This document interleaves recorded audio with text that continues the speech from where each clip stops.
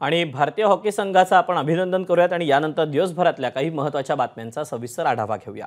मुख्यमंत्री एकनाथ शिंदे यांनी जागा वाटपावर चर्चा करण्यासाठी आज रात्री 11 वाजता तातडीची बैठक बोलावली आहे। जनसन्मान योजनेसाठी नाशिक दौऱ्यावर असणारे उपमुख्यमंत्री अजित पवार या बैठकीसाठी तातडीने मुंबईला येत आहेत। तसंच उपमुख्यमंत्री देवेंद्र फडणवीस देखील उपस्थित राहणार आहेत। महत्त्वाचं म्हणजे मुख्यमंत्री लवकरच पंतप्रधान मोदींची चर्चा करण्यासाठी दिल्लीलाही जाणार आहेत। दिल्ली दौऱ्याआधी शिंदे ही बैठक घेत आहेत का अशी चर्चा आता सुरू झाली आहे।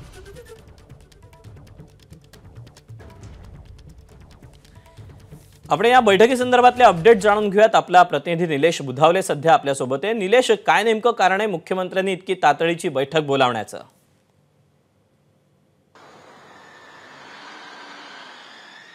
उपमुख्यमंत्री अजित पवार 9 वाजता नाशिकहून मुंबईच्या दिशेने रवाना झाले। साधारणपणे 10:30 पर्यंत ते मुंबईत पोहोचणं अपेक्षित आहे आणि 11 वाजता वर्षा निवासस्थानी मुख्यमंत्री एकनाथ शिंदे यासोबतच उपमुख्यमंत्री देवेंद्र फडणवीस आणि अजित पवार या तिन्ही महत्त्वाच्या नेत्यांमध्ये बैठक पार पडणार आहे। दुसरी महत्त्वाची बाब अशी आहे की विधानसभेच्या जागा वाटपांच्या अनुषंगाने ही बैठक आहे अशी देखील माहिती मिळते आहे। खरं तर अजित पवारांचा सध्याचा जर आपण दौरा पाहिला तर अजित पवार लढवू इच्छित असणाऱ्या सर्व विधानसभा मतदारसंघांमध्ये अजित पवारांची जनसन्मान यात्रा जाते। त्यामुळे त्यांचा सध्या ज्या काही जागा आहेत किंवा जे विधानसभा ते मतदारसंघात जात आहेत त्यावर आपला क्लेम हा कायम असणार आहे। दुसरी महत्त्वाची बाब अशी आहे की एकनाथ शिंदे यांना देखील कुठेही अजित पवारांचे मतदारसंघ क्लॅश होतील अशा पद्धतीचे मतदारसंघ निवडलेले नाहीयेत।